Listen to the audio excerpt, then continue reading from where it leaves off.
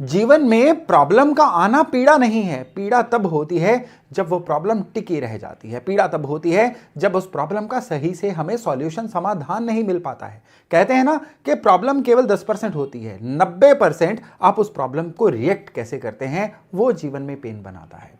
तो इन चीजों का केतु से सीधे सीधे संबंध है। तभी केतु के इस वीडियो में मैं सबसे पहले प्रॉब्लम से शुरू कर रहा हूं।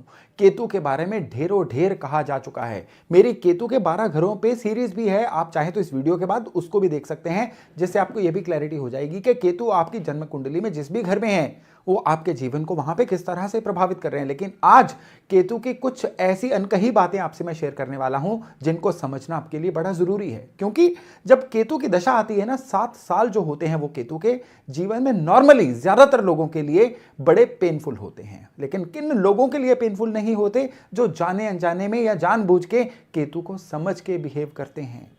केतु किस तरह से वर्क करते हैं उसके लिए आपको यह जानना होगा कि यह ऊर्जा दरअसल काम किस तरह से करती है। इसको जान लेंगे ना तो केतु की पीड़ा का भी सॉल्यूशन जल्दी मिल जाएगा। और केतु जब सही होंगे ना, ये जीवन में 3 फर्क लेके आएंगे। पहला फर्क, आपके जीवन में स्थायित्व, स्टेबिलिटी लेके आएंगे। आप जीवन में सेटल कहलाओगे।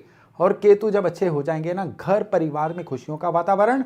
और सबसे बड़ी बात क्या है, जिस भी काम में हाथ डालेंगे ना, अब वो काम फिनिश होगा और आपको प्रॉफिट देके जाएगा।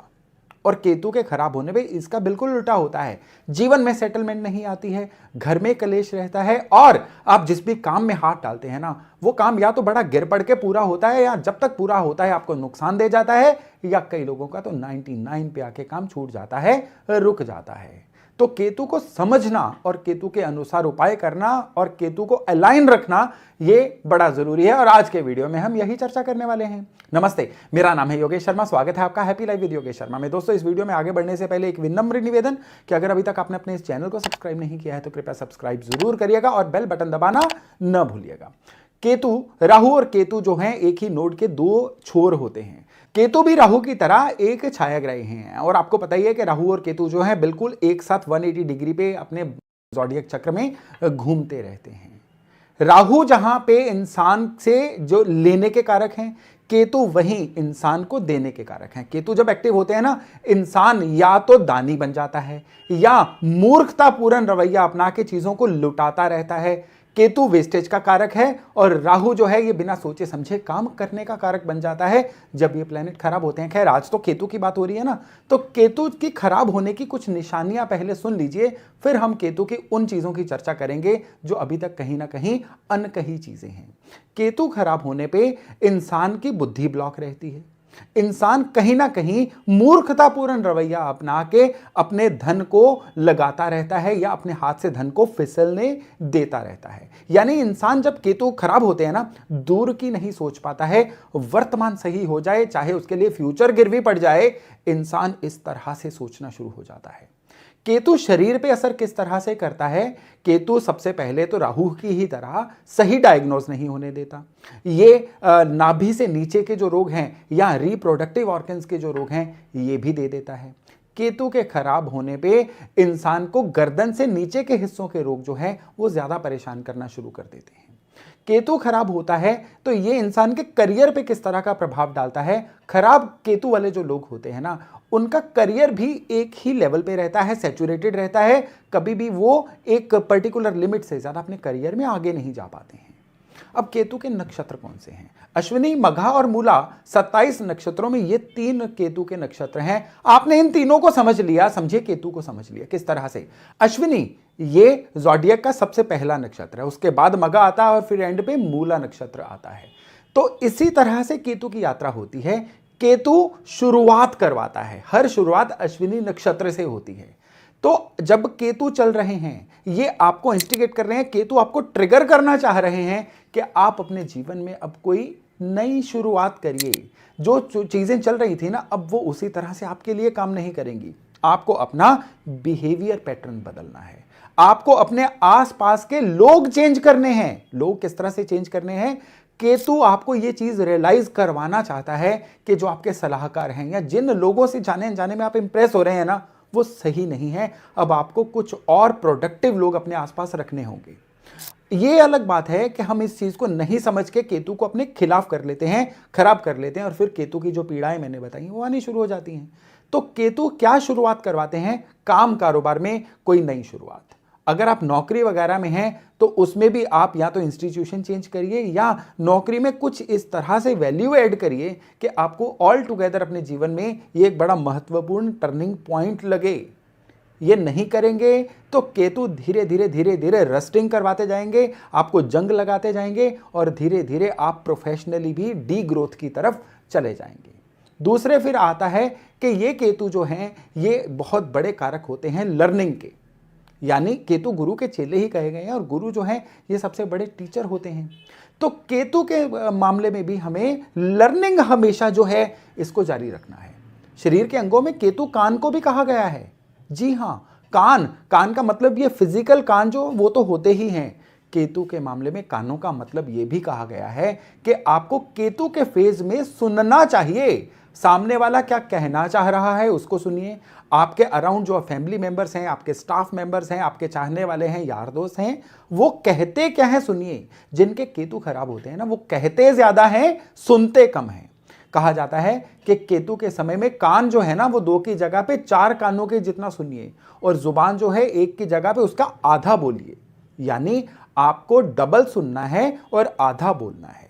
इसका एक और मतलब है कि आपको हमेशा ऑब्जर्वर रहना है। आपके आसपास क्या घटित हो रहा है सामने वाले को बोलने दीजिए, सामने वाले के मन की बात समझिए और फिर बिहेव करिए। केतु आपके खराब होंगे ना, सुनना ही बंद कर देंगे आप। मेरी सुन लो, मेरी कह लो, मेरी मान लो, और इससे नुकसान भी आप ही का होगा, सामने वाले का नहीं होगा। फिर आप केतु के खाली उपाय करते रहिए, जितने मर्जी करते रहिए, केतु प्रसन्न नहीं होंगे। केतु प्रसन्न होते हैं केतु की तरह बिहेव करने से। अब कौन सा ग्रह रिश्वत लेता है मुझे बता दीजिए कि आपने शनि के लिए तेल दान कर लिया, केतु के लिए काला कंबल दान कर लिया और केतु सही हो गए? ऐसा नहीं होता है। सबसे पहले आपको उन ग्रहों की ऊर्जा के अनुसार खुद को अलाइन करना पड़ता है, फिर उन ग्रहों की डोनेशन करिए। वो जो डोनेशन है ना, अब वो अलाइनमेंट को पक्का करेगी और आपको उस ग्रह का फायदा दिलवाएगी। सबसे बड़ा जो पॉइंट मिस होता है ना वो यही होता है कि लोग क्या करते हैं, किसी प्लेनेट का दान तो करते रहेंगे लेकिन उस प्लेनेट की ऊर्जा को समझे बिना उसके अकॉर्डिंग खुद को अलाइन नहीं करेंगे। तो केतु की अलाइनमेंट जो है ना, देखिए अश्विनी, मघा और फिर मूला, फिर यहां पे मूला नक्षत्र तक आते आते इंसान जो है ये कहते हैं केतु मोक्षकारक भी होता है। तो इसका मतलब यह है कि हमने चीजों को शुरुआत की, उसको अच्छे से सबसाइड किया और फिर उसके बाद एंड पे चीजों को सही ढंग से फिनिश किया। अब मोक्ष को फिनिशिंग से भी जोड़िए। केतु के समय में कोई काम अधूरा नहीं छोड़ना है। आपके जितने ज्यादा रिसोर्सेज भी लग जाएं, एक्स्ट्रा समय भी लग जाए, तो भी केतु कहते हैं कि काम को कंप्लीट करिए। जब आप विलफुली जोर लगा के परिस्थितियों के विपरीत जाके भी किसी काम को कंप्लीट करना शुरू कर देते हैं ना, तो केतु प्रसन्न हो जाते हैं। फिर आप चाहे केतु के दान करिए, अब केतु 100 गुना ज्यादा आपको फल देना शुरू करेंगे। और जब केतु फल देते हैं ना, ये इंसान अपने जीवन में ग्रोथ बड़ी तेजी से लेता है। राहु और केतु की एक खासियत होती है ना कि जब ये फेवर करनी शुरू करते हैं ना, ये ग्रोथ की तेजी बहुत बढ़ा देते हैं। यानी कि इंसान जो है बाकियों से बहुत तेजी से आगे निकल जाता है, चाहे पीछे से वो बहुत पीछे रह चुका हो, कोई मैटर ही नहीं है। केतु ब्रांडिंग भी होते हैं, आपके गुडविल भी होते हैं। तभी केतु का सिंबल झंडा भी बोला गया है। झंडा कहां लगता है? झंडा वहां लगता है जहां पे इंसान का अपना अथॉरिटी का एरिया हो। तभी सेनाएं जो होती हैं, फोर्सेस, वो जीतने के बाद अपना झंडा लहराती है वहां पे। तो केतु आपकी अथॉरिटी को भी स्टेब्लिश करता है।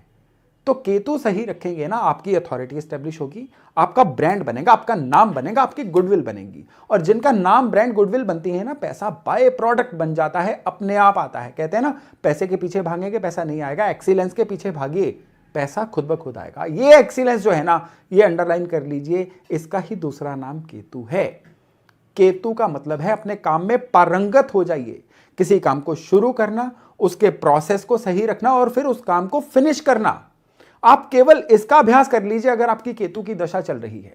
खराब केतु वाले ना ढंग से काम को शुरू कर पाएंगे, शुरू करते वक्त बहुत ज्यादा सलाह में पड़ जाएंगे या काम को पेंडिंग डालते रहेंगे कि कल पक्का शुरू करूंगा, अगले महीने शुरू करूंगा, मुहूर्त नहीं है, ये फलानी चीज है, ढिमकानी चीज है। तो शुरू ना करना भी खराब केतु की निशानी। काम के प्रोसेस के बीच में कोई ना कोई कॉम्प्रोमाइज कर लेना और बीच में प्लान चेंज कर देना, ये केतु की खराबी। और एंड पे काम को बिल्कुल एंड पे आके किसी ना किसी वजह से छोड़ देना, केतु को सुपर खराब कर लेना।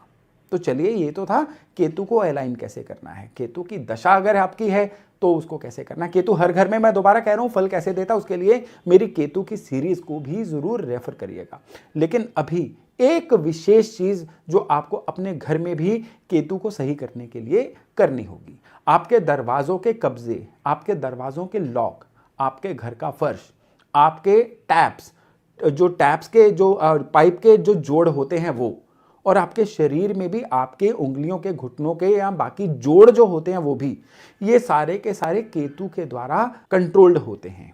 और इनको हमेशा स्वस्थ रखना, सही रखना, ये भी केतु को सही रखना ही होता है। यानी अगर आपके घर की टैप्स या फर्श खराब हो रहे हैं, उनको रिपेयर करवाइए, केतु सही हो जाएंगे। आपको जोड़ों की दर्द आ रही है, उसको इग्नोर मत करिए, फिजिशियन के पास जाइए, उसका इलाज करिए, ये भी केतु को सही रखना होता है। और केतु जब सही होते हैं, केतु पुत्र संतान भी कहलाते हैं। कई लोगों को ऐसा होता है ना, लग्न में केतु होता है तो पुत्र संतान आने के बाद जीवन में तरक्की शुरू होती है। कई लोगों के 5वें घर में केतु होते हैं तो वो क्या करते हैं, जब केतु के अकॉर्डिंग बिहेव करना शुरू कर देते हैं तो उनकी नेम एंड फेम बढ़ती है और बदले में उनको सक्सेस भी मिलती है। तो केतु को ये जो सारे खेल हैं ना, केतु की ऊर्जा को समझने के बाद ही उसके रिजल्ट आप ले सकते हैं। दोस्तों, ये जो जानकारी है ना, ये बड़ी अमेजिंग जानकारी है और बहुत ही हार्डली आपको किसी प्लेटफॉर्म पे ये जानकारी मिलेगी। तो मैं आशा करूंगा कि इस जानकारी को आप थोड़ा सा मंथन करेंगे, इसको रिपीट करके भी सुनेंगे और फिर इसको इवैल्यूएट करेंगे कि ये आपके जीवन में कहां कहां पे घटित हो रही है, कहां कहां पे आपने केतु के एट्रीब्यूट्स को मिस किया था और फिर आपके जीवन में वो पीड़ाएं आई थी जो मैंने केतु की पीड़ाएं आपको बताई हैं।